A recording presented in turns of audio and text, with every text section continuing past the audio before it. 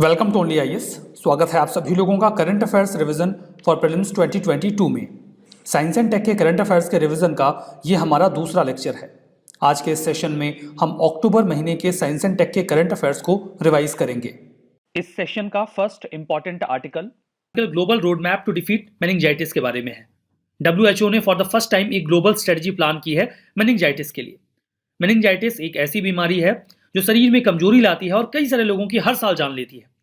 ये जो स्ट्रेटजी है इसका उद्देश्य है मेनिंजाइटिस को डिफीट करना और जो इन्फेक्शन है उसे प्रिवेंट करना, रोकना और डायग्नोसिस को और बेहतर करना। इसका यह भी प्लान है कि जो मेनिंजाइटिस बैक्टीरिया से होता है हम उसे एलिमिनेट कर दें और इससे होने वाली डेथ्स को 70% तक रोकें और जो इसके केसेस हैं उन्हें भी हमें आधा करना है।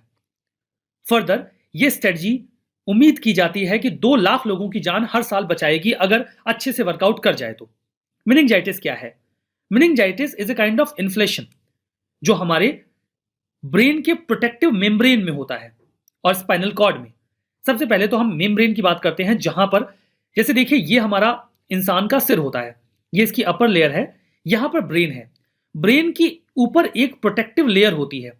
ब्रेन के ऊपर की जो प्रोटेक्टिव लेयर होती है ये वाली, इसे ही कहा जाता है मेनिंजेस। ये स्वेल कर जाती है और इसकी वजह से यहां पर इन्फ्लेमेशन स्टार्ट हो जाता है। इस इन्फ्लेमेशन के कई तरीके के साइड इफेक्ट होते हैं। ये प्राइमरली या तो बैक्टीरिया या फिर वायरस से होता है। कई बार ये किसी इंजरी, कैंसर, कुछ दवाइयों की वजह से भी हो सकता है। सिम्टम्स में बहुत तेज सिर दर्द करता है, अचानक से हाई फीवर हो जाता है, गर्दन अकड़ जाती है, कंफ्यूजन होती है और कॉन्सेंट्रेट करने में भी प्रॉब्लम आती है। इसका जो बैक्टीरिया होता है मेनिंजाइटिस का, वो कई प्रकार के होते हैं, जैसे कि मेनिंगोकोकस, न्यूमोकोकस और हेमोफिलस इन्फ्लुएंजा। ये इंसान की नोज और थ्रोट में होते हैं। मतलब कि जो रेस्पिरेटरी ड्रॉपलेट्स होते हैं उनसे ये एक इंसान से दूसरे इंसान को जा सकते हैं। फर्दर मां से बच्चे को भी जा सकते हैं बर्थ के टाइम पर। हर साल इस इन्फेक्शन से लगभग 2,50,000 मौतें होती हैं और ये काफी तेजी से फैल भी रहा है। तो ये स्ट्रेटजी हो सकता है कुछ पॉजिटिव इफेक्ट्स क्रिएट करे। मेनिंजाइटिस वैसे तो लगभग हर रीजन में होता है, लेकिन एक मेनिंजाइटिस बेल्ट है जिसमें सब सहारन रीजन के 26 देश आते हैं। यहां पर यह बहुत ज्यादा बुरी तरीके से प्रभावित करता है। इसकी क्या वैक्सीन अवेलेबल है? Meningococcal, haemophilus influenza type B और न्यूमोकोकल वैक्सीन वर्तमान में इसके लिए इस्तेमाल की जा रही है और रेंज ऑफ एंटीबायोटिक्स भी यूज किए जाते हैं मेनिंजाइटिस को ट्रीट करने के लिए, जैसे कि पेनिसिलिन, एम्पिसिलिन और सेफ्ट्रियाक्सोन। हमारा नेक्स्ट आर्टिकल लूसी मिशन के बारे में है। नासा अपना पहला स्पेसक्राफ्ट लूसी लॉन्च करने वाला है। अभी ये लॉन्च हुआ नहीं है। इसे लॉन्च करने के लिए नासा एटलस 5 रॉकेट का इस्तेमाल करने वाला है। ये जुपिटर के ट्रोजन एस्ट्रॉइड्स को स्टडी करेगा और सोलर सिस्टम के फॉर्मेशन या बिल्डिंग के बारे में कुछ इनसाइड जानकारी इकट्ठा करेगा। इसके पहले कि हम आगे बढ़ें, मुझे आपको 2 बातें बतानी है। एक तो ट्रोजन एस्ट्रॉइड्स क्या होते हैं, लेकिन उसके पहले यह भी समझना होगा कि एस्ट्रॉइड्स क्या होते हैं। तो सबसे पहले मैं आपको बताता हूं कि एस्ट्रॉइड्स क्या होते हैं और फिर हम बात करेंगे कि ट्रोजन एस्ट्रॉइड्स क्या होते हैं। देखिए, जब हमारे यूनिवर्स का फॉर्मेशन हुआ तो कुछ जो पत्थर के कण थे, धूल मिट्टी थी, वो इकट्ठा होकर ग्रहों में परिवर्तित हो गए, लेकिन कुछ अलग रह गए। अगर हम स्पेसिफिकली सोलर सिस्टम की बात करें तो सोलर सिस्टम में कई सारे प्लैनेट्स बने, लेकिन कुछ चट्टान के टुकड़े, मिनरल्स या फिर धूल के कण अलग थलग रह गए। वो किसी भी प्लैनेट्स के साथ एक्यूमुलेट नहीं हो पाए और वो सन के चारों ओर इंडिपेंडेंट तरीके से चक्कर लगा रहे हैं। उन्हें कहा जाता है एस्टेरॉइड। ये रॉकी भी हो सकते हैं, मिनरल से बने हुए भी हो सकते हैं। एक्चुअली में ये सोलर सिस्टम के रेमिनेंट्स हैं। ये साइज में बहुत बड़े तो नहीं होते, लेकिन बहुत छोटे भी नहीं होते। इसके बाद मेट्रॉइड्स की बात करते हैं।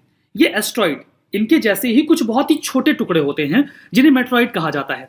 ये स्पेस में यूं ही ट्रेवल करते रहते हैं। कई बार ऐसा होता है कि ये अर्थ के ग्रेविटेशन के प्रभाव में आ जाते हैं और अर्थ के एटमॉस्फेयर में एंटर कर जाते हैं। एटमॉस्फेयर के फ्रिक्शन की वजह से ये जल उठते हैं, इसीलिए कई बार इन्हें टूटता हुआ तारा या शूटिंग स्टार भी कहा जाता है।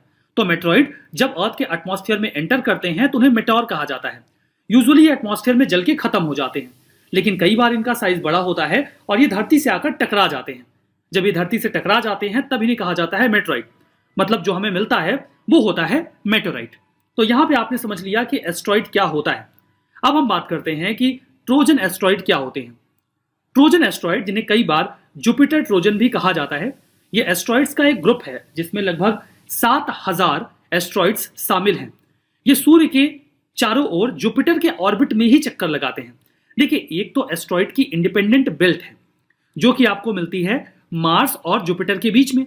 यहां पर मिलियंस और बिलियंस के नंबर में जो एस्ट्रॉइड्स हैं वो ट्रेवल करते रहते हैं। लेकिन एस्ट्रॉइड्स की दो ग्रुप्स हैं, एक ग्रुप जुपिटर के आगे और एक ग्रुप जुपिटर के पीछे ट्रेवल करता रहता है। ये जुपिटर के ऑर्बिट में ही ट्रेवल करते हैं, हालांकि उससे टकराते नहीं हैं और सेम डिस्टेंस मेंटेन करके रखते हैं। तो वो ग्रुप ऑफ एस्ट्रॉइड्स जो जुपिटर के पीछे पीछे चलते हैं, इनको कहा जाता है ट्रोजन एस्ट्रॉइड। अब यहां पर देखिए, यूजुअली ये जो टर्म है वो जुपिटर के रेफरेंस में इस्तेमाल किया जाता था, लेकिन इसके बाद ये भी देखा गया कि अगर किसी प्लेनेट के ऑर्बिट में कोई एस्ट्रॉइड ट्रेवल कर रहा है एक डिस्टेंस मेंटेन करके, तो उसे ट्रोजन एस्ट्रॉइड ही कह दिया जाता है। किसी दूसरे प्लेनेट के रेफरेंस में भी ये बात कही जा सकती है। तो ट्रोजन एस्ट्रॉइड का मतलब आपने समझ लिया। अब हम बात करते हैं इस मिशन के बारे में। ये जो मिशन है, इसे नाम लूसी क्यों दिया गया? एक्चुअली में 1974 में इथियोपिया में हमें एक ह्यूमन स्पीसीज का एक फॉसिल मिला। वो एक फीमेल थी, वो एक वुमेन थी। उन्हें नाम दिया गया लूसी। वो काफी सिग्निफिकेंट फॉसिल था क्योंकि उससे हमें एंशिएंट ह्यूमन बीइंग के बारे में काफी अच्छी जानकारी मिली। तो उसी को एक प्रकार से उसे रिकॉग्नाइज करते हुए या उसे ऑनर करते हुए इस मिशन का नाम भी लूसी मिशन रख दिया गया। इसका काम यही होगा कि दो समूहों में जुपिटर के आगे और पीछे जो Rocky group of bodies travel करती हैं, जिन्हें हम एस्ट्रॉइड्स कह रहे हैं, उन्हें ये जाकर स्टडी करेगा।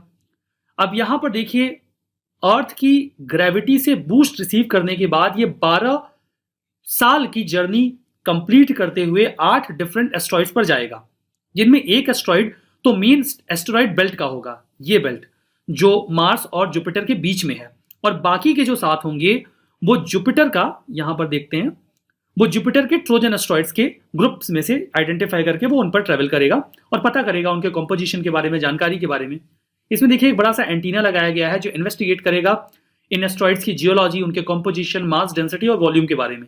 ये पहला सोलर पावर्ड वेंचर होगा जो सन से इतनी दूर जाएगा, और अभी तक जो भी स्पेसक्राफ्ट किसी एस्ट्रॉइड को स्टडी करने के लिए गए हैं, उनमें ये सबसे बड़ी संख्या में एस्ट्रॉइड्स को स्टडी करके आएगा। सिग्निफिकेंस ये है कि हमें इससे सोलर सिस्टम के ओरिजिन के बारे में और उसके बनने की प्रक्रिया के बारे में जानकारी मिल सकती है। हमारा नेक्स्ट आर्टिकल डायबिटीज के बारे में है। इस संबंध में इस प्रकार की एक पहली रिपोर्ट आई है जहां पर टाइप 1 डायबिटीज के जो सर्वाइवर्स थे उन पर एक स्टडी की गई। ये स्टडी मल्टी सेंट्रिक थी, मतलब इसमें कई प्रकार की चीजों को संज्ञान में लिया गया और इस स्टडी को पब्लिश किया गया एक पीयर रिव्यूड जर्नल में, एक ऐसा जर्नल जिसको सभी एकेडमिक कम्युनिटी के लोग देखते हैं कि ये बढ़िया चल रहा है कि नहीं। इस जर्नल का नाम है डायबिटीज टेक्नोलॉजी एंड थेरोपेटिक्स। इसमें इस स्टडी को पब्लिश किया गया। इसके पहले कि हम आगे बढ़ें, मैं आपको डायबिटीज के बेसिक ये होता क्या है बता देता हूं। देखिए, हम जो कुछ भी खाना खाते हैं या कुछ भी कंज्यूम करते हैं उसमें शुगर का कंटेंट होता है। अब वो शुगर हमारे ब्लड स्ट्रीम में मिल जाता है। शुगर कंटेंट का ब्लड स्ट्रीम में मिलना जरूरी है क्योंकि तभी बॉडी की सेल्स उसे ले पाएंगी और हमारी शरीर की जरूरतें पूरी हो पाएंगी। लेकिन शुगर का आवश्यकता से अधिक हमारी ब्लड स्ट्रीम में होना अच्छा नहीं होता, इससे कई प्रकार की दिक्कतें होती हैं। ब्लड में जो शुगर फ्लो करता है उसे हमारे बॉडी की सेल्स सीधे सीधे कैप्चर नहीं कर पाती, इसके लिए उन्हें मदद की आवश्यकता होती है। तो हमारी बॉडी में जो पैंक्रियाज होता है, उस पैंक्रियाज में बीटा सेल्स होती हैं। जो पैंक्रियाज में बीटा सेल्स होती हैं वो एक प्रकार का हार्मोन रिलीज करती हैं। इस हार्मोन को कहा जाता है इंसुलिन। ये इंसुलिन शुगर की तरह ही हमारे ब्लड स्ट्रीम में मिक्स हो जाता है और ये सेल्स के पास जाकर उनको इंसाइट करता है, उनका एक पोर ओपन करता है जिसके माध्यम से वो शुगर कंटेंट को ब्लड स्ट्रीम में से सोख पाते हैं। इससे जो शुगर का फ्लो है ब्लड स्ट्रीम में वो मेंटेन रहता है और बॉडी की जरूरतें पूरी होती रहती हैं। लेकिन कुछ ऐसी कंडीशंस बनती हैं जिसमें या तो पैंक्रियाज की जो बीटा सेल्स हैं वो इनफ इंसुलिन प्रोड्यूस कर ही नहीं पाते, इससे शुगर का कंटेंट हमारे ब्लड स्ट्रीम में बढ़ जाता है, या दूसरी कंडीशन ऐसी होती है कि जो बीटा सेल्स हैं पैंक्रियाज की वो इनफ इंसुलिन प्रोड्यूस तो करते हैं लेकिन वो इंसुलिन उन सेल्स से जाकर जुड़ नहीं पाती और इस वजह से वो शुगर कंटेंट को नहीं ले पाते। दोनों ही समस्याओं में डायबिटीज की प्रॉब्लम आ जाती है। यहां पर अंतर टाइप 1 और टाइप 2 का है, अभी आप और अच्छे से समझ जाएंगे।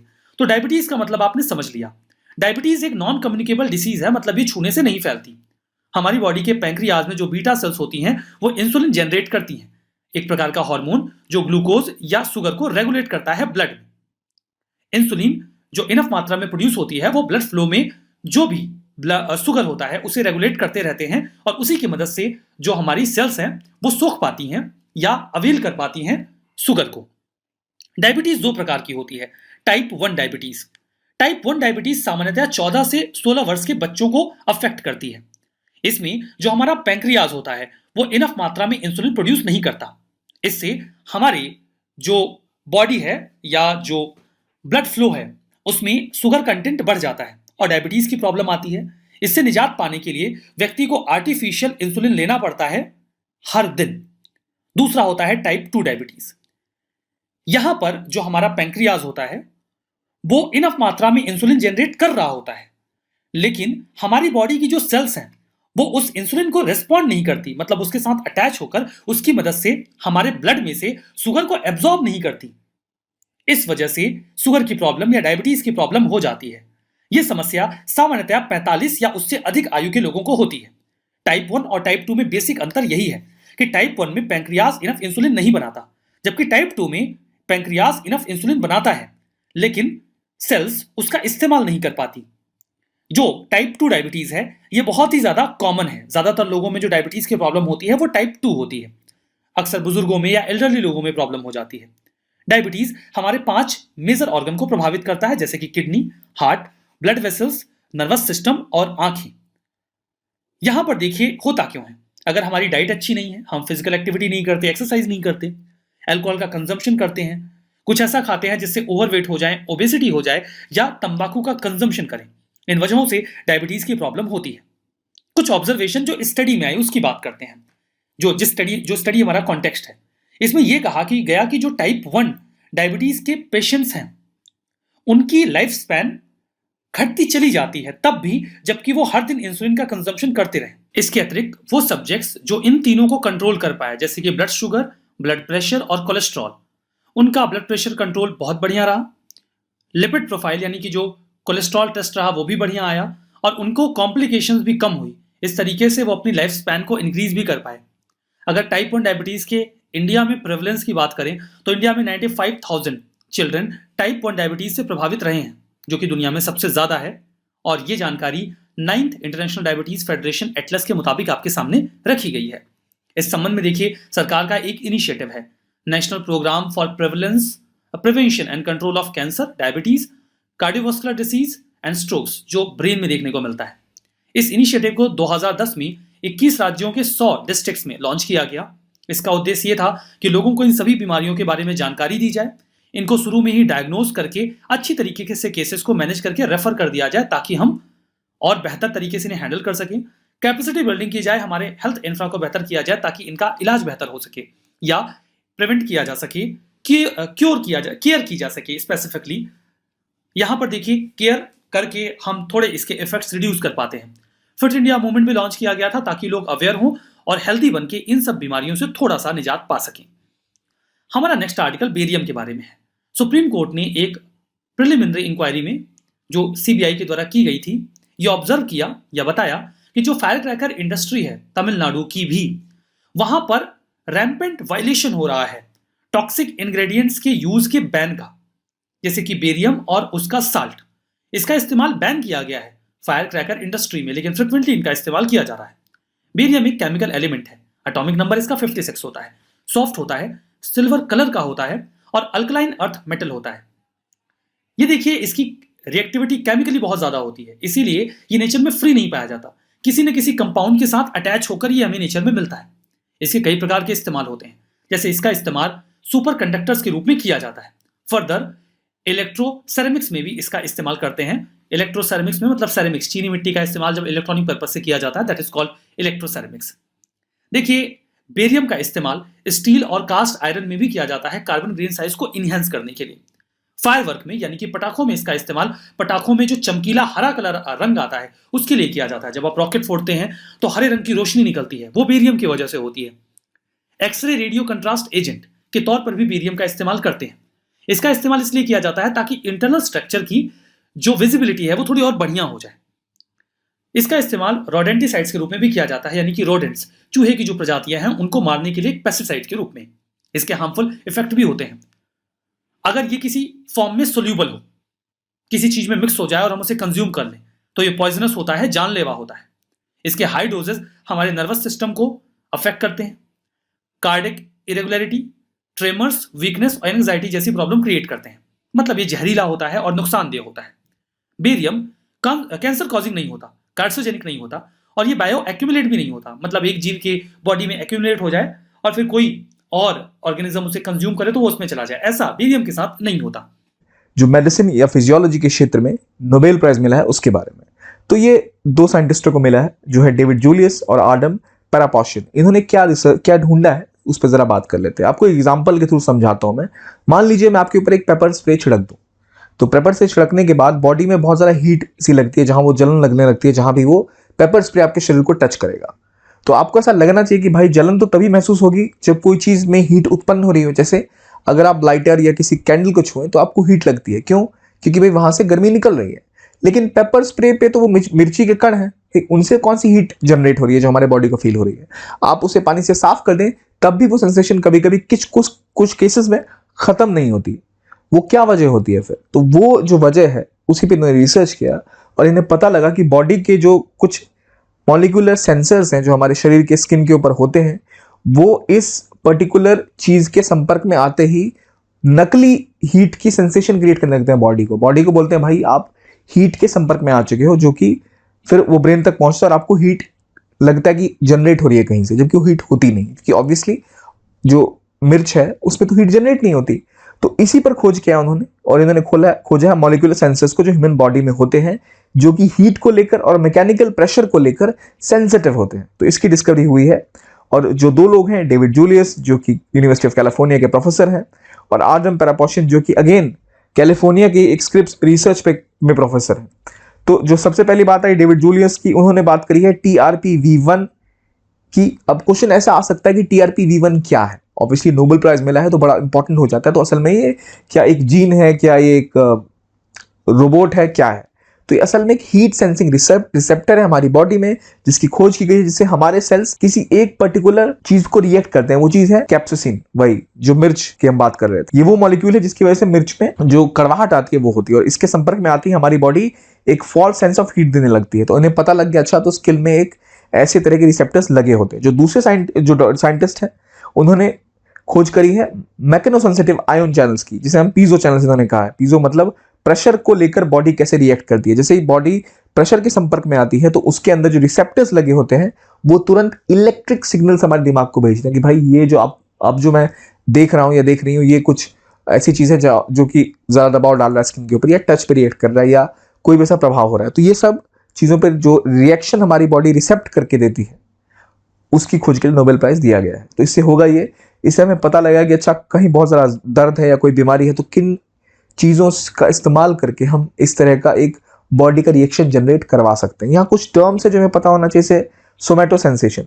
सोमैटो सेंसेशन मतलब होता है बॉडी के रिसेप्टर्स जो आपकी बॉडी पे लगे हुए हैं, आपके जो नेचुरल रिसेप्टर्स हैं, आप जो रिसेप्ट करते हैं, वो अलग अलग तरह की चीज़ों को रिसेप्शन करता है। जैसे मैंने बताया कि अभी हीट की बात हुई, मैकेनिकल फोर्स की बात हुई, टच की बात हुई, ओवरऑल जितने प्रकार के भी होते हैं सेंसेशन बॉडी को, उसको हम कहते हैं सोमैटो सेंसेशन। उसी के अंदर अलग अलग प्रकार के सेंसेशन होते हैं, अलग अलग प्रकार के रिसेप्शन होते हैं। जैसे आप थर्मो रिसेप्शन या फिर मैकेनो रिसेप्शन या प्रोप्रियो रिसेप्शन कह सकते हैं। जैसे हमने देखा कि मैकेनो रिसेप्शन का एक अभी रिसर्च किया गया, फिर हमने देखा थर्मो रिसेप्शन के ऊपर रिसर्च किया गया। तो इन एरियाज को एक की टर्म है जिसे हम सोमैटो सेंसेशन कहते हैं। तो ये रिलेटेड किससे है? ये हमारे बॉडी रिसेप्टर्स से रिलेटेड है। नोबेल प्राइज इसी क्षेत्र में दिया गया है, तो हमें पता होना चाहिए। अगला आर्टिकल बात करता है कि नोबेल प्राइजेस के विषय में, कि नोबेल प्राइजेस कब बने, कहाँ बने। तो आपको पता है नोबेल प्राइजेस स्वीडन में दिए जाते हैं, जो कि अल्फ्रेड नोबेल जो वहाँ के साइंटिस्ट थे, उनके मरने के बाद जो उनके पैसे बचे थे उसके ही दिए जाते हैं। और फिर जो फिजियोलॉजी या मेडिसिन का है, ये जो है वो कोरोलेंस्का इंस्टीट्यूट देता है, और इसके लिए नॉमिनेशन दी जाती है और कमिटी फिर डिसाइड करती है कि इसको नोबेल प्राइज दिया जाएगा। Article Nobel prize in physics 2021 के बारे में है। 3 लोगों को इस बार ये नोबेल प्राइज दिया गया है। अच्छी बात ये है कि इस बार ये जो नोबेल प्राइज दिया गया है ये क्लाइमेट साइंटिस्ट को दिया गया है।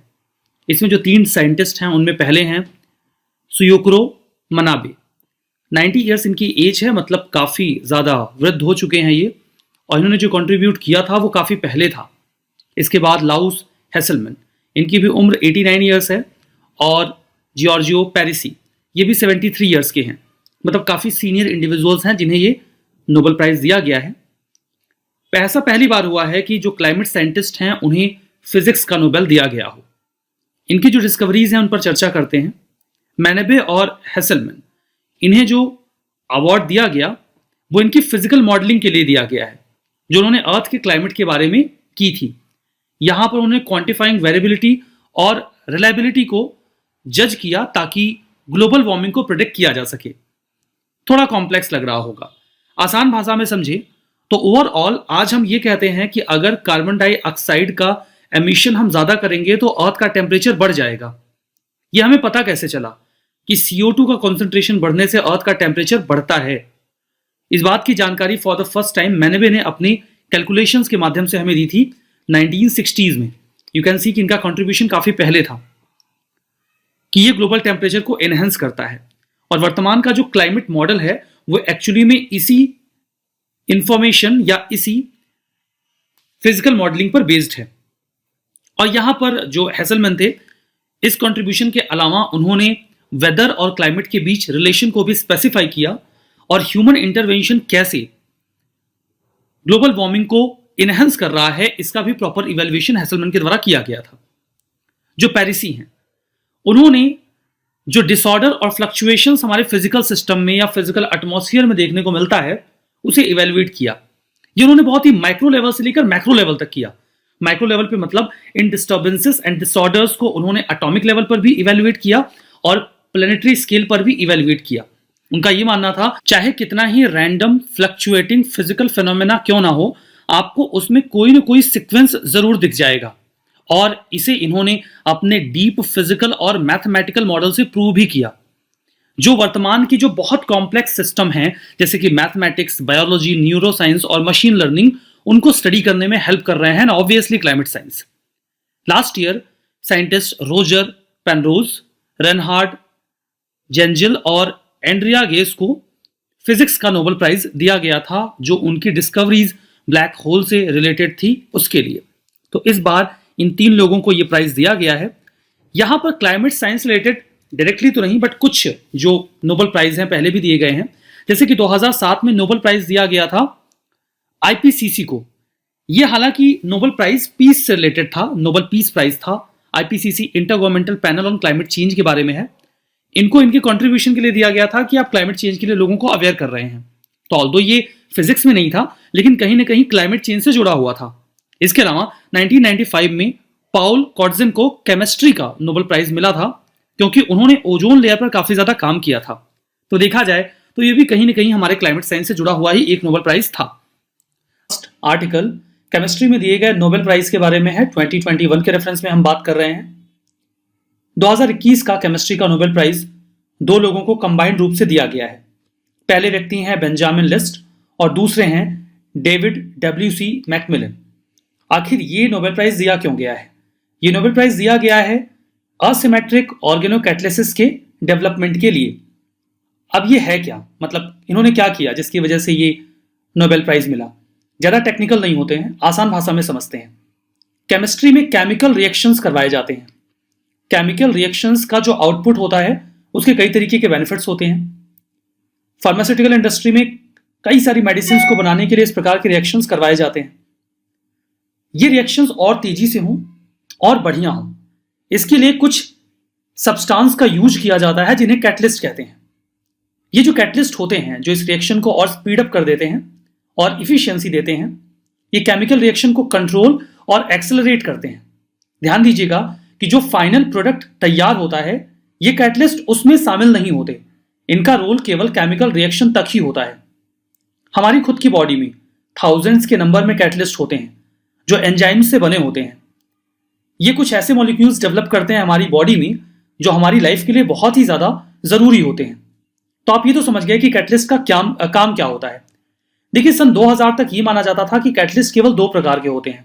एक होते हैं मेटल बेस्ड और दूसरे होते हैं एंजाइम्स।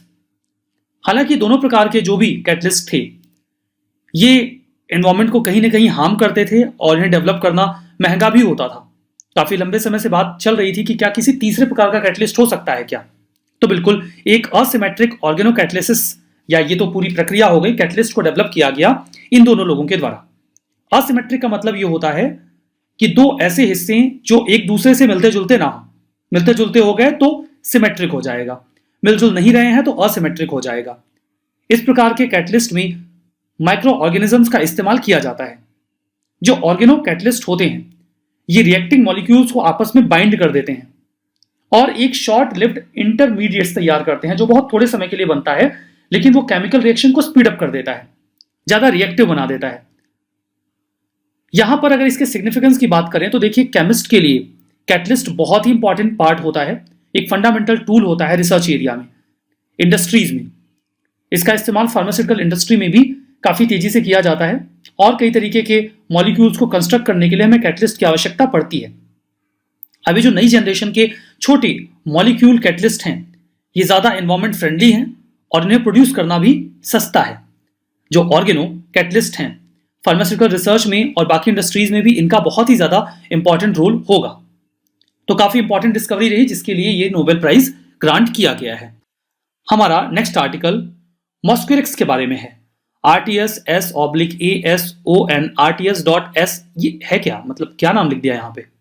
अच्छा, ये मॉस्क्यूरिक्स का ही ट्रेड नेम है, मतलब जो मॉस्क्यूरिक्स है ये इसी के नाम से बेचा जा सकता है। इसे WHO ने अभी हाल ही में अप्रूवल दे दिया। बट ये है क्या चीज? British pharmaceutical company Glaxo Smith clean ने इसे बनाया है।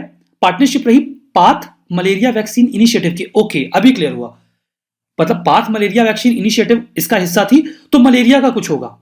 ये मलेरिया की वैक्सीन है। 2015 में पहली बार इसको अप्रूव किया गया था पायलट बेसिस पे। तो कुल मिला के मॉक्सिक्विरिक्स मलेरिया की वैक्सीन है और ये पहली वैक्सीन है। मलेरिया की भी तक वैक्सीन थी नहीं। ये भी बहुत इफिशियंट तो नहीं है लेकिन कुछ ना से तो बेहतर है। ये पी फैल्सीपेरम के अगेंस्ट में काम करता है। अफ्रीका के देशों में ये काफी प्रिवलेंट है। 5 प्रकार के मलेरिया होते हैं, सबसे खतरनाक वाला यही है, पी फैल्सीपेरम। इसके खिलाफ अगर कोई वैक्सीन काम करती है तो अच्छी बात है। 4 डोज लगेंगे इसके, जैसे कोविड के इंडिया में 2 लगते हैं, इसके 4 लगेंगे। कोविड के डोजेस बच्चों को भी नहीं दिए जा रहे। बट ये जो मॉस्क्यूरिक्स है ये 5 महीने से अधिक उम्र का बच्चा है उसे लगाया जा सकता है, तो बहुत बढ़िया होगा क्योंकि बच्चे मलेरिया से बहुत ज्यादा उनकी जान जाती है। एक लाइफ थ्रेटनिंग डिसीज है। ये पैरासाइट से होती है जो मच्छरों के काटने से, फीमेल एनोफिलीज मॉस्किटो के काटने से फैलता है। 5 प्रकार का मलेरिया होता है। प्लाज्मोडियम फैल्सीपेरम जिसके लिए वैक्सीन बनी है, सबसे खतरनाक यही है। प्लाज्मोडियम वाइवेक्स ये सबसे कॉमन है, ज्यादातर लोगों को ये होता है, ये कम लीथल होता है। प्लाज्मोडियम मलेरियाई, प्लाज्मोडियम ओवाले और प्लाज्मोडियम नॉलेसी, ये 5 प्रकार के मलेरियाज हैं। हमारा next article S-400 Trump missile के बारे में है। अमेरिका के डिप्यूटी सेक्रेटरी ने बोला कि वो काफी कंसर्न है इंडिया और रशिया की इस डील को लेकर। उन्होंने कहा ये डेंजरस है। वो उम्मीद करते हैं कि इंडिया और यूएस मिलकर इस मुद्दे को एमिकेबली रिजॉल्व कर लेंगे। समझने वाली बात यह है कि ये डिफेंस सिस्टम है। अब डिफेंस सिस्टम डेंजरस कैसे है, अब ये तो यही महाशय बताएं तो सही रहेगा। देखिए, ये mobile surface to air missile system है जिसे रशिया ने डिजाइन किया है। ये एयरबोर्न टारगेट को डिस्ट्रॉय करने के लिए इस्तेमाल किया जाता है जब आप थ्रेट में हो। काइंड ऑफ डिफेंस सिस्टम है, आप डिप्लॉय करके रखते हैं। अगर कोई मिसाइल आ रही है, कोई एयरक्राफ्ट आ रहा है जो आपके ऊपर अटैक करना चाहता है, तो आप इससे उसे डिस्ट्रॉय कर सकते हैं। 250 किलोमीटर की रेंज में ये किसी भी फास्ट मूविंग टारगेट को डिस्ट्रॉय करने की कैपेबिलिटी रखता है, जिसमें फाइटर एयरक्राफ्ट भी शामिल हो जाएंगे। ये 3 टाइप की मिसाइल को फायर कर सकता है, मतलब एक बढ़िया सा लेयर डिफेंस क्रिएट करता है। ये एक बार में 100 टारगेट्स को आइडेंटिफाई कर सकता है और 6 को तो एक साथ हिट कर सकता है। ये अभी तक का सबसे ज्यादा efficient operationally deployed modern long range SAM माना जाता है, यानी कि सरफेस टू एयर मिसाइल। इसका अल्टरनेट है थार्ड, ये अमेरिका का है, terminal high altitude area defence system. America चाहता है पूरी दुनिया थार्ड ही इस्तेमाल करे, लेकिन सच्चाई यह है कि S-400 थार्ड की तुलना में ज्यादा एडवांस है, ज्यादा प्रोटेक्टिव है। यद्यपि इंडिया को कंसर्न है, क्योंकि अगर इंडिया और यूएस इस बात पर सहमत नहीं हुए तो हो सकता है कि यूएस इंडिया के ऊपर सैंक्शंस इंपोज करे काटसा के तहत। काटसा अमेरिका का एक लॉ है, कानून है। इसका फुल फॉर्म है countering America's adversaries through sanctions act. मतलब अमेरिका के जो एडवर्सरीज हैं, विरोधी हैं, उनको सैंक्शंस के जरिए काउंटर करना, इसका मतलब है। काटसा का मेन उद्देश्य ईरान, रशिया और नॉर्थ कोरिया को काउंटर करना था थ्रू प्यूनिटिव मेजर्स। किसी इंसिडेंट के पहले जो मेजर्स ऑप्ट किए जाते हैं उन्हें प्रिवेंटिव कहा जाता है, इंसिडेंट के बाद प्यूनिटिव। मतलब इंडिया जब ये डील कर लेगा उसके बाद ही कोई कदम उठाया जाएगा। 2017 में ये कानून बनाया गया था ताकि रशिया के डिफेंस ट्रांजैक्शंस पर या इंटेलिजेंस सेक्टर के साथ अगर कोई भी देश अलाइन हो रहा है तो उसे काउंटर किया जा सके। कई तरीके के सैंक्शंस इंपोज किए जाते हैं, जैसे उस व्यक्ति को जिसके ऊपर ये सैंक्शंस लगाए गए हैं लोन्स नहीं दिए जाएंगे ग्लोबल लेवल पे, एक्सपोर्ट इंपोर्ट बैंक का असिस्टेंस खत्म कर दिया जाएगा सैंक्शन पर्सन के ऊपर। फर्दर यूनाइटेड स्टेट्स गवर्नमेंट के साथ वो कोई भी गुड्स एंड सर्विसेज की डील नहीं कर सकता और उसका जो वीजा है उसे भी कैंसिल कर दिया जाएगा यूएस के लिए, मतलब वो अवेल नहीं कर सकता। 2018 में इस संबंध में एक प्रश्न पूछा गया था, यह प्रश्न थार्ड के बारे में था। सिंपल प्रश्न था, क्या है ये? सही जवाब था अमेरिकन एंटी मिसाइल सिस्टम, यानी कि सी इसका करेक्ट आंसर था। हमारा next article Indian space association के बारे में है। बहुत ही ज्यादा इंपॉर्टेंट आर्टिकल है ये।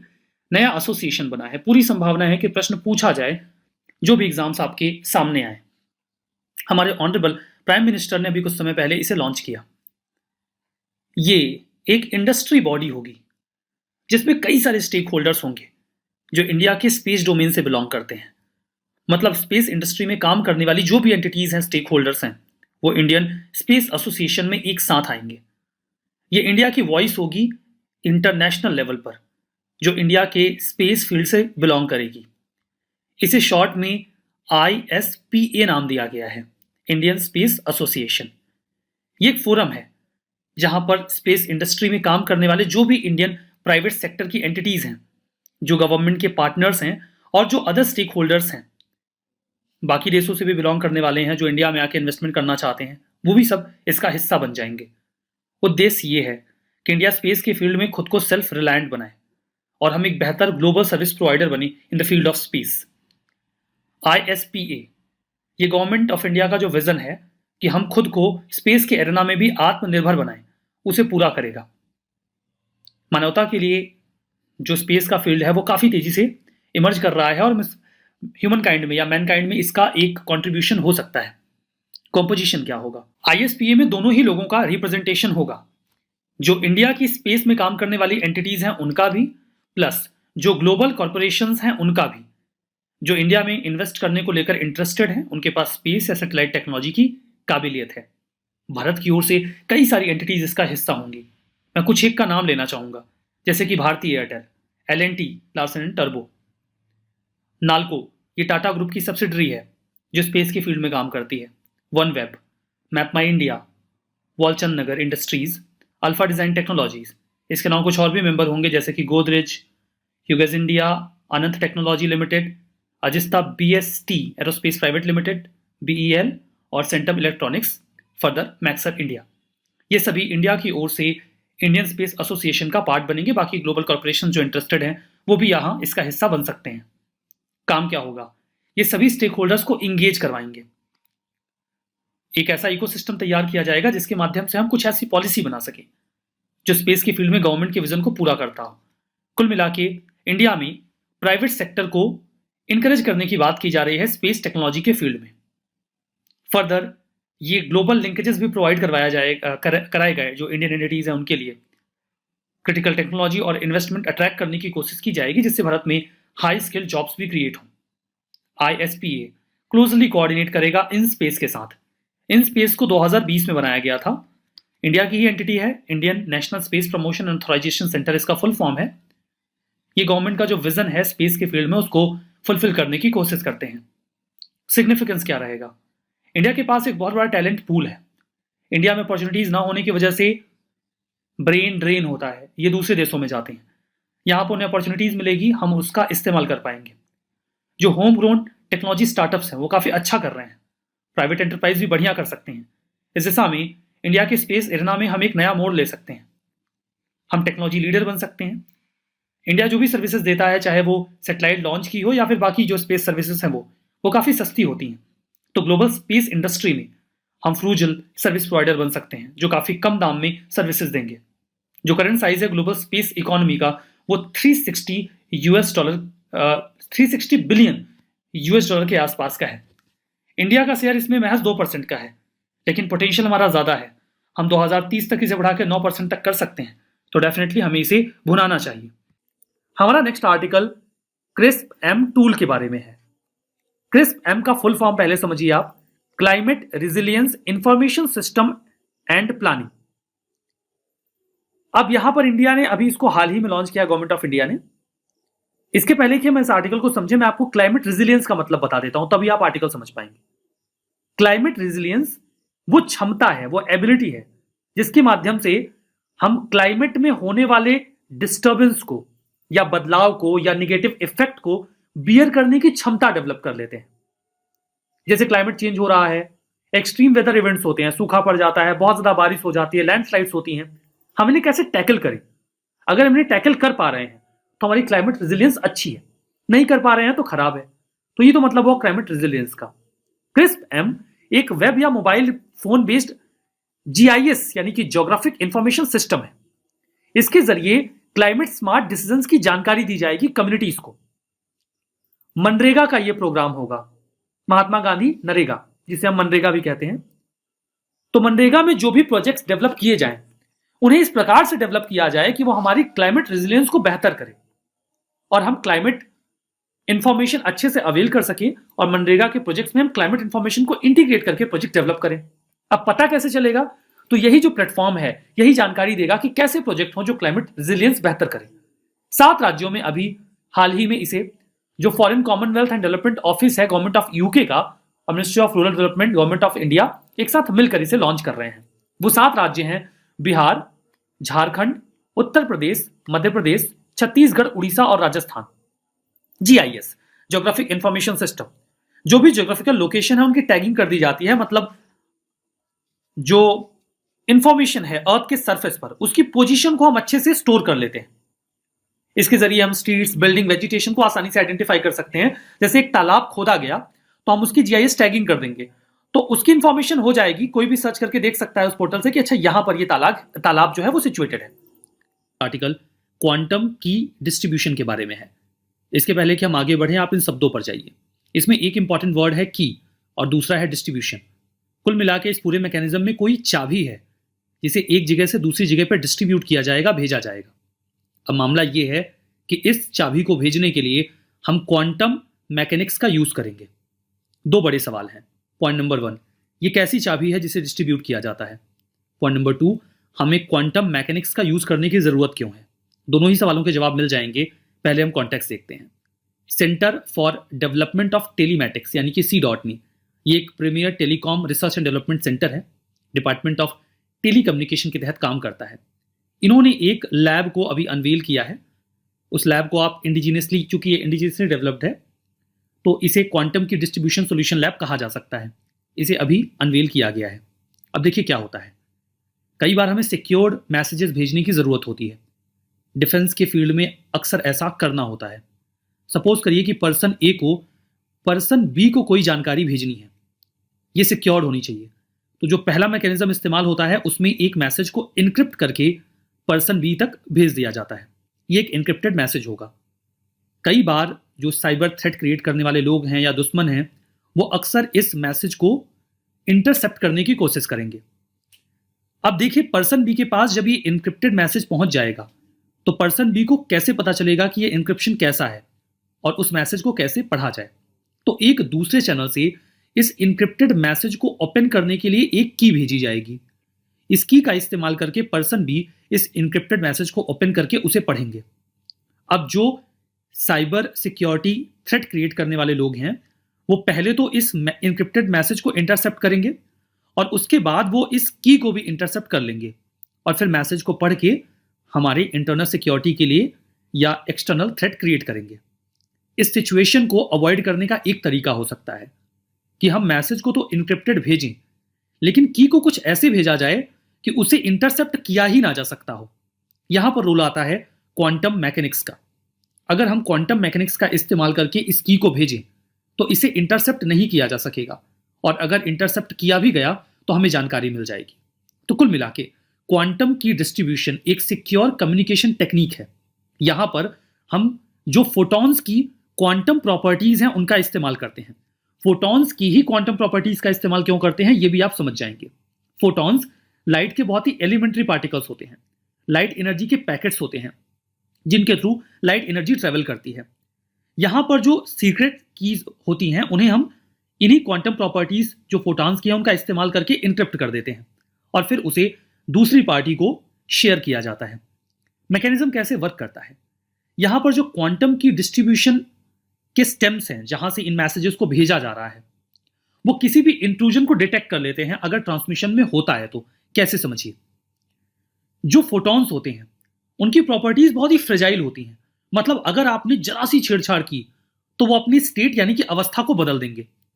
थर्ड पार्टी या ईव्सड्रॉपर जो बीच में इंटरसेप्ट करके मैसेजेस को चुराने की कोशिश करते हैं, अगर उन्होंने इसकी के साथ कोई भी छेड़छाड़ की जो कि फोटॉन्स की क्वांटम प्रॉपर्टीज का इस्तेमाल करके तैयार की गई है, उसे रीड करने की कोशिश की, उसे कॉपी करने की कोशिश की, तो ये फोटॉन्स अपनी अवस्था बदल देंगे और जैसे ही अपनी स्टेट को चेंज करेंगे, एंड पॉइंट पर जहां से इन कीज को भेजा गया है उन्हें जानकारी मिल जाएगी कि जो की है उसके साथ छेड़छाड़ की जा रही है। वो अलर्ट हो जाएंगे, वो तुरंत ही उस की को डिस्कार्ड कर देंगे, खत्म कर देंगे और एक नई की को ट्रांसमिट किया जाएगा। क्योंकि जो कीज हैं उन्हें बहुत ही रैंडमली जनरेट किया जाएगा तो इन्हें हैक भी नहीं किया जा सकेगा। कुल मिलाकर इस टेक्निक का इस्तेमाल करके मैसेजेस को भेजना बहुत ही ज्यादा सिक्योर हो जाएगा। इससे हम किसी प्रकार के थ्रेट को एड्रेस कर सकते हैं। क्वांटम कंप्यूटिंग जो है इसके माध्यम से ऐसी कीज को अक्सर कैच करके उनका मिसयूज किया जाता है। तो क्वांटम कीज भेजकर हम इसका एक बढ़िया सा सॉल्यूशन निकाल सकते हैं और सिक्योर कम्युनिकेशन स्टैब्लिश कर सकते हैं। उम्मीद करते हैं ये आर्टिकल आपने समझा। Next article innovation for you के बारे में है। नीति आयोग का जो अटल इनोवेशन मिशन है उन्होंने एक नए डिजिटल बुक को लॉन्च किया है, नाम दिया इनोवेशन फॉर यू। ये एक डिजिटल बुक है। उद्देश्य ये है कि अटल इनोवेशन मिशन के तहत जो कई सारे स्टार्टअप्स सक्सेसफुल रहे हैं उनकी स्टोरीज को लोगों तक पहुंचाना ताकि लोग इंस्पायर हों और स्टार्टअप्स के फील्ड में आगे जाएं। अब यहाँ पर एक बात तो बिल्कुल ध्यान में रखनी है आपको कि अटल इनोवेशन मिशन एक बहुत ही इंपॉर्टेंट मिशन रहा है नीति आयोग का। सिंपली आपसे ये पूछा जा सकता है, ये स्टार्टअप्स ऐसे रहे जिन्होंने नए और डिसरप्टिव या इनोवेटिव प्रोडक्ट्स तैयार किए जो कई सारी प्रॉब्लम्स के सोल्यूशन के तौर पे हमारे सामने आए। जब भी आपके सामने मीन्स में कोई टॉपिक आ जाए कि इनोवेशन के फील्ड में इंडिया ने क्या किया, तो अटल इनोवेशन मिशन भी अगर आपके दिमाग में आ गया तो इसके कई सारे इनिशिएटिव्स हैं। एक तो सिंपली अटल इनोवेशन मिशन ही है। 2016 में नीति आयोग ने इसे सेटअप किया। तो लमसम आपको आइडिया रहे कि हाँ 5 साल पहले इस इनिशिएटिव को स्टार्ट किया गया ताकि इंडिया में इनोवेशन और एंटरप्रेन्योरशिप का जो कल्चर है उसे प्रमोट किया जा सके। इसी का इनिशिएटिव रहा अटल टिंकरिंग लैब। ये कुछ लैब्स हैं जिन्हें स्कूल्स में, कॉलेजेस में सेटअप किया गया। इन लैब्स में जो बच्चे पढ़ रहे हैं कॉलेज में, उनके अंदर क्यूरियोसिटी, क्रिएटिविटी और इमेजिनेशन इनकलकेट की जाएगी। वो लर्निंग एडाप्टिव लर्निंग है, फिजिकल कंप्यूटिंग है, ये सब सीखेंगे। इसके अलावा है अटल इंक्यूबेशन सेंटर। इंक्यूबेशन का मतलब होता है सपोर्ट प्रोवाइड करवाना। जैसे मुर्गी अपने अंडे को इंक्यूबेट करती है, वो सारी सिचुएशन देती है जिससे अंडे में से बच्चा निकल सके। अब यहाँ पर इंक्यूबेशन सेंटर क्या काम करता है? इंक्यूबेशन सेंटर को यूनिवर्सिटीज, इंस्टीट्यूशंस या कॉर्पोरेट्स में स्टैब्लिश किया जाता है। ये जो स्टार्टअप्स हैं या इनोवेटर्स हैं उनको असिस्ट करते हैं, कुछ ऐसे कि वो अपनी इनोवेशन को आगे ले जा सकें और उसका जो फाइनेंशियल बेनिफिट है वो अवेल कर सकें। इसके अलावा इनिशिएटिव रहा Atal new India challenge. Various challenge होते हैं जिसमें स्टार्टअप्स के सामने, एंटरप्रेन्योर्स के सामने एक प्रॉब्लम रखी जाती है, वो उसका सोल्यूशन दें। अगर वो सोल्यूशन देते हैं तो फिर उन्हें फंड किया जाता है कि वो उसे मार्केट ओरिएंटेड बना सकें। अटल कम्युनिटी इनोवेशन सेंटर्स, ये इनोवेशन सेंटर्स जगह जगह पे स्टैब्लिश किए गए हैं ताकि ऐसे एरियाज जहां पर वो इंफ्रा अवेलेबल नहीं है कि हम इनोवेशन कर सकें, वो इंफ्रा दे दिया जाए इस कम्युनिटी इनोवेशन सेंटर के माध्यम से। आत्मनिर्भर भारत अराइज एन प्रोग्राम, इसके जरिए जो स्टार्टअप्स हैं या एमएसएमईज हैं उनको रिसर्च एंड इनोवेशन के फील्ड में इंकरेज करने का प्रयास किया जा रहा है। हमारा नेक्स्ट आर्टिकल जीनो ट्रांसप्लांटेशन के बारे में है। कॉन्टेक्स्ट ये है कि न्यूयॉर्क के एक सर्जन ने सक्सेसफुली ट्रांसप्लांट किया एक किडनी को जो कि जेनेटिकली इंजीनियर्ड पिग से ली गई थी एक ब्रेन डेड ह्यूमन में। ये कॉन्टेक्स्ट है। इसके पहले मैं आपको बता दूं कि जीनो ट्रांसप्लांटेशन का मतलब क्या होता है। जीनो ट्रांसप्लांटेशन का मतलब ये होता है कि आप किसी एक स्पीसीज के ऑर्गन को किसी दूसरे स्पीसीज में इम्प्लांट कर दें। जैसे कि यहाँ पर एक पिग के किडनी को इम्प्लांट किया गया एक ह्यूमन में, मतलब दोनों अलग अलग प्रजातियां हैं। एक प्रजाति की बॉडी पार्ट को दूसरी प्रजाति की बॉडी पार्ट में लगा दिया गया। अगर ऐसा फ्रिक्वेंटली सक्सेसफुली हो पाता है तो इसके कई सारे फायदे होंगे, क्योंकि देखिए ह्यूमन ऑर्गन मिलना इतनी आसान चीज नहीं होती। कोई अपनी इच्छा से अपने ऑर्गन डोनेट करे, ये सबसे सेफ तरीका होता है। नहीं तो ह्यूमन ऑर्गन के लिए कितनी इलीगल ट्रैफिकिंग चलती है, इसके बारे में आप अक्सर न्यूज में सुनते हैं। अगर हम किसी दूसरी स्पीसीज के ऑर्गन को ह्यूमन बॉडी में यूज कर पाएंगे तो हम इस समस्या से थोड़ा निजात पा सकेंगे। चूंकि जो पिग की बॉडी का स्ट्रक्चर है वो मोर एंड लेस जो बॉडी पार्ट्स हमारे ह्यूमंस के होते हैं उनसे मिलता जुलता है और साइज भी मोर एंड लेस सेम होता है, इसीलिए एक हेल्दी पिग के ऑर्गन्स का इस्तेमाल किया जा सकता है। तो जीनो ट्रांसप्लांटेशन या इसे हेटेरोलोगस ट्रांसप्लांट भी कहा जाता है। ये वही प्रोसेस है जिसमें लिविंग सेल्स, टिश्यूज या ऑर्गन्स डिफरेंट स्पीसीज के बीच में इम्प्लांट किए जाते हैं। ऐसी सेल्स या टिश्यूज या ऑर्गन्स को जीनोग्राफ्ट या जीनो ट्रांसप्लांट कहा जाता है। ऑब्जर्वेशन में ये पाया गया कि किडनी ट्रांसप्लांट के बाद काफ़ी बढ़िया काम कर रही थी और उसने लार्ज अमाउंट में यूरिन का प्रोडक्शन किया। अगर ये लॉन्ग रन में सक्सेसफुल रहता है तो इसके ज़रिए जो लाइफ थ्रेटनिंग डिसीज़ हैं जिसमें एक व्यक्ति के ऑर्गन को ट्रांसप्लांट करना होता है, मेडिकल के फील्ड में इसमें काफ़ी सहूलियत आ जाएगी। AI पे चर्चा। AI means artificial intelligence. National e governance division जो कि ministry of electronics and IT के तहत काम करती है, उन्होंने अक्टूबर 28 में AI पे चर्चा को लॉन्च किया। AI for data driven governance ये थीम रही। मतलब हम आर्टिफिशियल इंटेलिजेंस का इस्तेमाल करेंगे गवर्नेंस में जिसमें डेटा का प्रॉपर यूज़ किया जाएगा। इसमें सीरीज ऑफ पैनल डिस्कशंस होते हैं जिसमें सभी स्कॉलर्स अपने व्यूज़ और एक्सपीरियंस शेयर करते हैं कि हम गवर्नेंस में आर्टिफिशियल इंटेलिजेंस का कैसे और कितना बढ़िया इस्तेमाल कर सकते हैं। नेशनल ई गवर्नेंस डिवीज़न की बात करें तो 2009 में इसे बनाया गया था, डिजिटल इंडिया कॉरपोरेशन के सब डिवीज़न के तौर पे। एक इंडिपेंडेंट बिजनेस डिवीज़न है ये। इनका काम होता है MeitY, ministry of electronics and information technology को सपोर्ट करना कि ई गवर्नेंस प्रोजेक्ट कैसे मैनेज किए जाएं। वेरियस मिनिस्ट्रीज या डिपार्टमेंट इस प्रकार के इनिशिएटिव्स को कैसे हैंडल करें, इसमें ये नेशनल ई गवर्नेंस डिवीज़न मदद करता है। अगला आर्टिकल है हमारा ब्लू स्टैगलर्स के ऊपर। कंटेक्स्ट ये है कि रिसेंटली इंडियन रिसर्चर्स ने पहली बार एक कॉम्प्रिहेंसिव स्टडी कंडक्ट की है ब्लू स्टैगलर्स के ऊपर। अब क्या होते हैं ये ब्लू स्टैगलर? तो स्टैगलर का मतलब होता है भटकते हुए, और यहां पे हम बात कर रहे हैं स्टार की, तो इस वजह से ये ब्लू स्टैगलर एक भटकता हुआ तारा है। अब बात की जाए इनकी फॉर्मेशन कैसे होती है। मान लीजिए दो स्टार्स हैं, ये स्टार ए है और ये स्टार बी।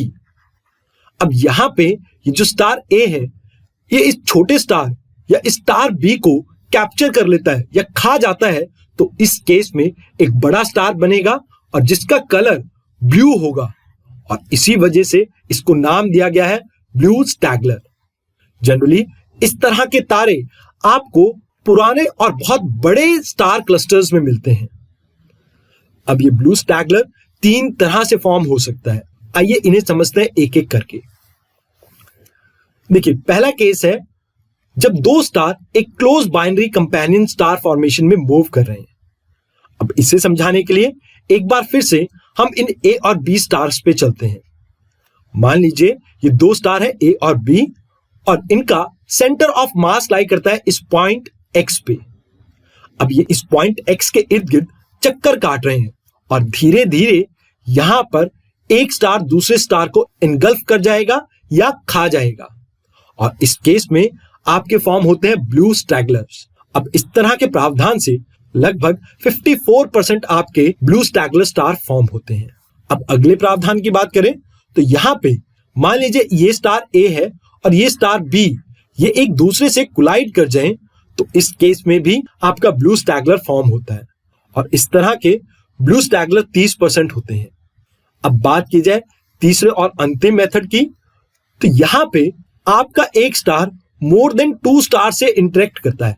अभी तक हमने जो भी केस सिनेरियो पढ़े हैं उनमें सिर्फ 2 स्टार से इन्वॉल्व थे। यहां पर ए और बी के अलावा सी और डी भी हो सकते हैं, और इसी तरह के इंटरेक्शन से जो ब्लू स्टैगलर फॉर्म होते हैं वो लगभग 10 से 16% फॉर्म होते हैं।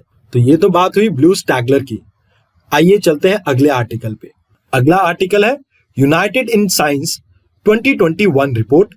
अभी ये रिसेंटली रिपोर्ट रिलीज हुई है और इसे कंपाइल किया है बहुत सारी इंटरनेशनल ऑर्गेनाइजेशन ने, जिसमें ना केवल आपकी वर्ल्ड मेट्रोलॉजिकल ऑर्गेनाइजेशन आती है, बल्कि इसके साथ United Nation environment programme, WHO, IPCC, global carbon project, world climate research programme and Met office जो यूके में लोकेटेड है, इन सभी ने मिलकर इस रिपोर्ट को कंपाइल किया है। इस रिपोर्ट में क्लाइमेट साइंस से रिलेटेड लेटेस्ट इंफॉर्मेशन प्रोवाइड की गई है, और उसके अलावा अर्थ सिस्टम की क्या दशा है इसके बारे में एक यूनिफाइड असेसमेंट दी गई है। अगर इस रिपोर्ट की हाइलाइट्स के बारे में बात की जाए तो 2020 के मुकाबले 2021 में जो कार्बन डाइऑक्साइड, मीथेन और नाइट्रस ऑक्साइड की कंसंट्रेशन है वो लगातार बढ़ रही है। बात की जाए कार्बन डाइऑक्साइड की तो कहीं ना कहीं कार्बन डाइऑक्साइड का जो लेवल पेंडेमिक से पहले था, यानी 2019 से पहले था, वो अब बाउंस बैक करके उसी लेवल पे फिर से पहुंच गया है। इस रिपोर्ट में ये बताया गया है जो हायर लैटिट्यूड रीजन्स हैं, मतलब बियॉन्ड 30 डिग्री लैटिट्यूड जो आपके रीजन्स हैं, वहां पर अब ज्यादा बारिश होगी ड्यूरिंग द ईयर 2021 से 2025 तक। उसके अलावा जो पेरिस एग्रीमेंट में ग्लोबल वार्मिंग को 1.5 डिग्री सेल्सियस तक रोकने की बात की गई थी प्री इंडस्ट्रियल लेवल से, हम उस टारगेट को मिस कर सकते हैं। उसके अलावा जो एवरेज ग्लोबल टेम्परेचर है, अभी लास्ट 5 सालों में ये सबसे हाईएस्ट रिकॉर्ड किया गया है। उसके अलावा जो ग्लोबल मीन सी लेवल है वो 20 सेंटीमीटर से ज्यादा राइज कर चुका है। क्लाइमेट चेंज के कारण जो टेम्परेचर इंक्रीज हुआ है, इससे हमने लगभग 103 बिलियन पोटेंशियल वर्क आवर्स को गवा दिया है। अब इसे कैलकुलेट करते हुए 2000 को as a base year use किया है और इसे कैलकुलेट किया गया था 2019 के लिए। अब बात करें इनके पीछे कारण क्या है, तो हीट से रिलेटेड मौतों के कारण हमने कुछ आवर्स गवा दिए हैं। उसके अलावा जो गर्मी के कारण बॉडी और ब्रेन प्रॉपरली फंक्शन नहीं कर पाया है, इसकी वजह से भी हमने काफी आवर्स गवा दिए हैं। अब बात की जाए रिकमेंडेशन की, तो यहाँ पे ज्यादा से ज्यादा कंट्रीज को जो 2015 का पेरिस एग्रीमेंट है उसके अंडर लॉन्ग टर्म स्ट्रैटेजी बनाने की जरूरत है। अभी तक जिन कंट्रीज ने नेट जीरो एमिशन के लिए कमिट किया है वो इंक्रीज हुई हैं और ये लगभग ग्लोबल एमिशन का 63% कवर करती है। बट यहाँ पे जरूरत ये है कि हम स्ट्रॉन्गर नियर टर्म पॉलिसी और एक्शन को फ्रेम करें ताकि हम जल्द से जल्द इस नेट जीरो एमिशन को अचीव कर सकें। उसके अलावा जो कोविड-19 की रिकवरी एफर्ट्स हैं उन्हें हमें कहीं ना कहीं नेशनल क्लाइमेट चेंज स्ट्रैटेजी से रिलेट करना चाहिए और साथ के साथ एयर क्वालिटी स्ट्रैटेजी से भी अलाइन करना चाहिए ताकि हम क्लाइमेट चेंज और हेल्थ से रिलेटेड रिस्क को रिड्यूस कर सकें। तो आज के इस सेशन में बस इतना ही। Thank you very much.